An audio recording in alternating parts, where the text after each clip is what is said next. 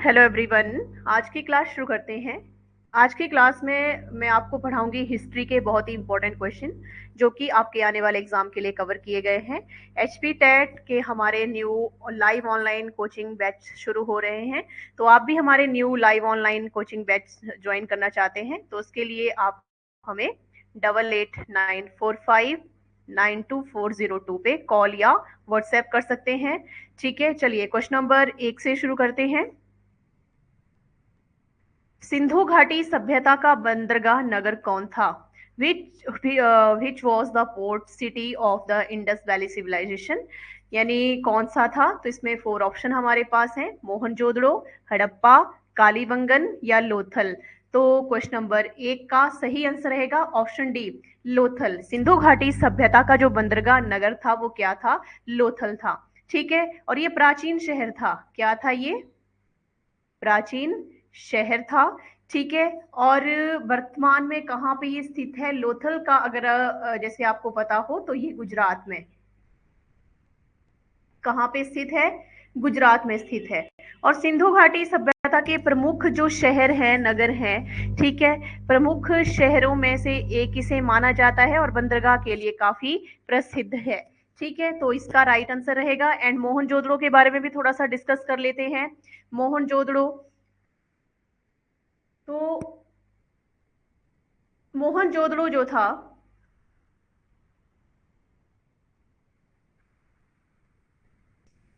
ये मोहनजोदड़ो जिसे आप जानते होंगे, आपने पढ़ा होगा, तो इसको शवों का टीला भी कहा जाता है। क्या कहते हैं? मृतकों का टीला या शवों का टीला। तो इस तरह से सिंधु घाटी सभ्यता का एक प्राचीन शहर था, ठीक है, जो वर्तमान में कहाँ पे, याद रखेंगे, पाकिस्तान, जो वर्तमान में पाकिस्तान के सिंध प्रांत में स्थित है। सिंध प्रांत में ये स्थित है और ये दुनिया के सबसे पुराने नियोजन शहरों में से एक माना जाता है। और सिंधु घाटी सभ्यता के 2 प्रमुख शहरी केंद्रों में से एक था। दूसरा था हड़प्पा। ठीक है, तो ये यहाँ पे आपको अच्छे से समझ आ गया होगा। जबकि कालीबंगन की अगर बात करें तो कालीबंगा कहाँ पे है? राजस्थान। कालीबंगन कहाँ पे है? राजस्थान के राज्य के हनुमानगढ़ किला है, जिला है, जहां पर ये स्थित है। और ये एक प्राचीन सिंधु घाटी की सभ्यता का स्थल है और घग्गर नदी के किनारे ये बसा हुआ है। कौन सी नदी के? घग्गर नदी के किनारे ये बसा हुआ है। मतलब क्या है कालीबंगा का? कालीबंगा का मतलब है काली चूड़ियां। कालीबंगन, काली चूड़ियां इसका मीनिंग है। ठीक है, तो ये बेदियों और सबसे पुराने ज्ञात जूते खेतों के लिए प्रसिद्ध और स्थान 1952 में अमलानंद घोष द्वारा खोजा गया था। ठीक है, और ये एक सिंधु घाटी सभ्यता के जैसे खुदाई से भी जो है, जैसे मिट्टी के बर्तन, मोहरे, वास्तुकला के प्रमुख ऐसे उदाहरण हैं जिनसे जानकारी पता चलती है सिंधु घाटी इंडस वैली सिविलाइजेशन के बारे में। तो क्वेश्चन नंबर 1 आपको सबसे अच्छे से समझ आ गया होगा, पूरा मैंने क्लियर कर दिया है। आगे बात करते हैं क्वेश्चन नंबर 2। गौतम बुद्ध को ज्ञान की प्राप्ति कहाँ हुई थी? गौतम बुद्ध को जो ज्ञान की प्राप्ति थी, where did Gautam Buddha attain alignment, कहाँ पे हुई थी ज्ञान की बुद्धि जो हुई थी? तो इसका राइट आंसर रहेगा ऑप्शन सी, बौद्ध गया में हुई थी। गौतम बुद्ध को ज्ञान की प्राप्ति बौद्ध गया में हुई थी, यानी बौद्ध बिहार राज्य में स्थित एक छोटा सा शहर है। बिहार राज्य में स्थित एक छोटा सा शहर है जहां बुद्ध ने एक पीपल के पेड़ के नीचे ध्यान करते हुए क्या की थी? ज्ञान की प्राप्ति की थी। और आपने जैसे इसके बारे में पढ़ा होगा, तो ये जो था स्थान बौद्ध धर्म में बहुत महत्वपूर्ण, बहुत ही इंपॉर्टेंट था। इसे बौद्ध वृक्ष, बोधि वृक्ष के नाम से भी, बोधि वृक्ष के नाम से भी जाना जाता है। तो बौद्ध गया में गौतम बुद्ध के निरंजना नदी के तट पर पीपल के पेड़ के नीचे ध्यान लगाया था। और ये भी कहा जाता है कि उन्होंने वैशाख पूर्णिमा के दिन ज्ञान प्राप्त किया था।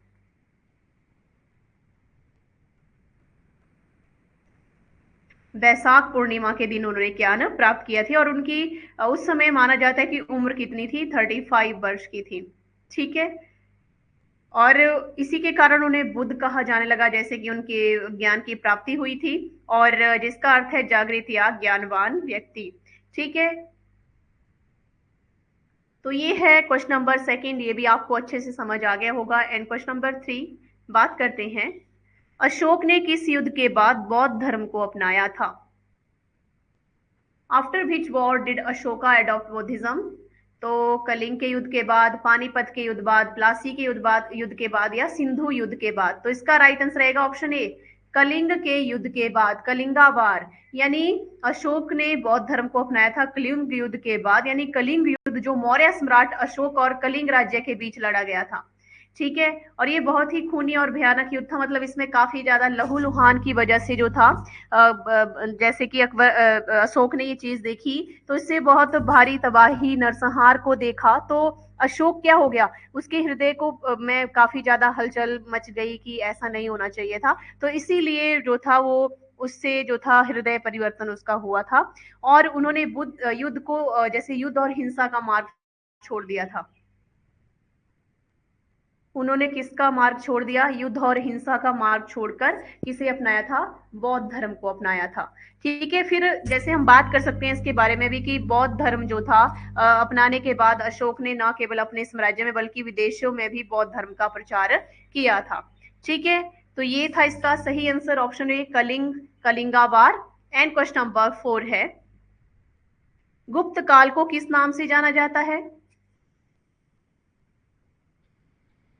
द गुप्त पीरियड इज नोन एज अंधकार युग, स्वर्ण युग, ताम्र युग, या लौह युग। तो इन चार ऑप्शन में से राइट आंसर रहेगा ऑप्शन बी, गोल्डन एज इसको कहा जाता है, golden age of India, golden age of India. ठीक है, इस काल को क्या कहा जाता है? कला,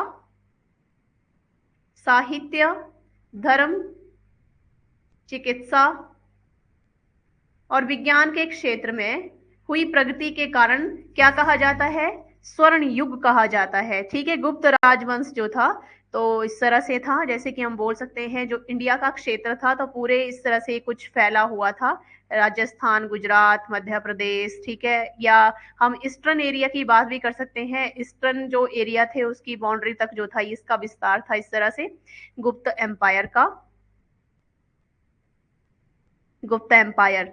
ठीक है, जैसे तक्षशिला, मथुरा हो गया। ठीक है, इसके अलावा गिरी गंगा, उज्जैनी, प्रयागराज, पाटलिपुत्र। ठीक है, और प्रयाग प्रशस्ति पुत्र हो गया, अयोध्या वगैरह, ये सारे क्षेत्र इसी में शामिल थे गुप्ता एम्पायर में। ठीक है, तो इस तरह से ये प्रगति के कारण जो है इसे काफी ज्यादा स्वर्ण युग कहा जाता है गुप्त काल को भारतीय इतिहास में। ठीक है, तो ये क्वेश्चन भी आपको अच्छे से समझ आ गया होगा। एक बार मैं फिर से आपको बता दूं, हमारे न्यू एचपी टेट के बैच शुरू हो रहे हैं। अगर आप हमारे new live online coaching batch join करना चाहते हैं तो उसके लिए आप हमारा लक्ष्य academy Himachal app Google play store से डाउनलोड कर सकते हैं, या आप हमें 8894592402 पे कॉल या व्हाट्सएप कर सकते हैं। ठीक है, चलिए आगे बात करते हैं क्वेश्चन नंबर 5 की। अकबर का नवरत्न कौन नहीं था? तो इसमें बीरबल भी था, तानसेन था, अबुल फजल, बाबर। तो बाबर इसमें रत्न नहीं था। ठीक है, तो इस तरह से हम बोल सकते हैं अकबर के नौ रत्न। तो अकबर के जो नौ रत्न थे वो कौन कौन थे, जिन्हें नौ रत्न नवरत्न बोला जाता है? ठीक है, एक तो आ जाता है मुगल सम्राट अकबर के दरबार में नौ विशिष्ट व्यक्तियों का एक समूह बोला जाता है। ठीक है, कि था, और ये लोग अपने अपने क्षेत्रों में असाधारण प्रतिभा और कौशल के लिए जाने जाते थे, तो इन्होंने काफी ज्यादा भूमिका अपनी निभाई है। जैसे बीरबल, ठीक है, जिनका असली नाम महेश दास था। क्या था इनका असली नाम?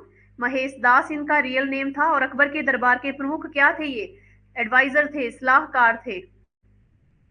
ठीक है, सलाहकार और हास्य कलाकार थे,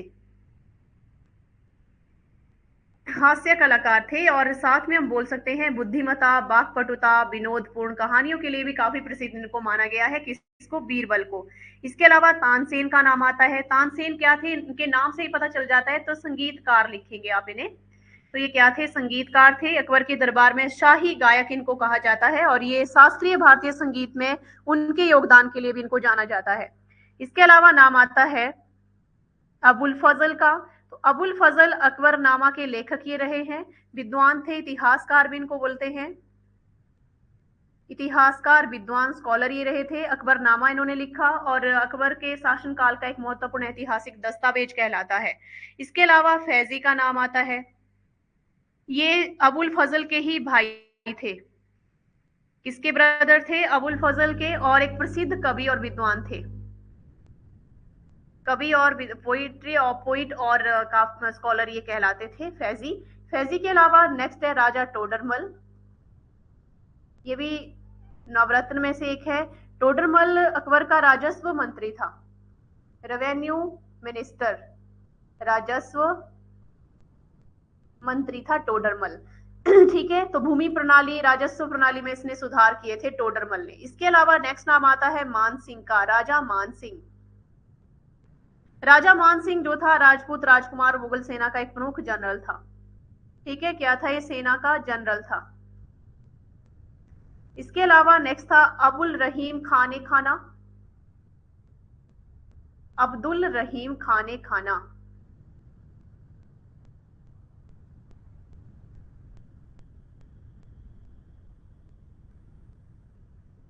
तो ये भी नवरत्न में से एक था, सातवां मैं आपको बता रही हूं। और कवि और विद्वान था ये, क्या था? कवि और विद्वान था। रहीम के नाम से भी इसको जाना जाता है और अकबर के विश्वास पात्र थे और उन्होंने कई दोहे और छंद भी लिखे हैं।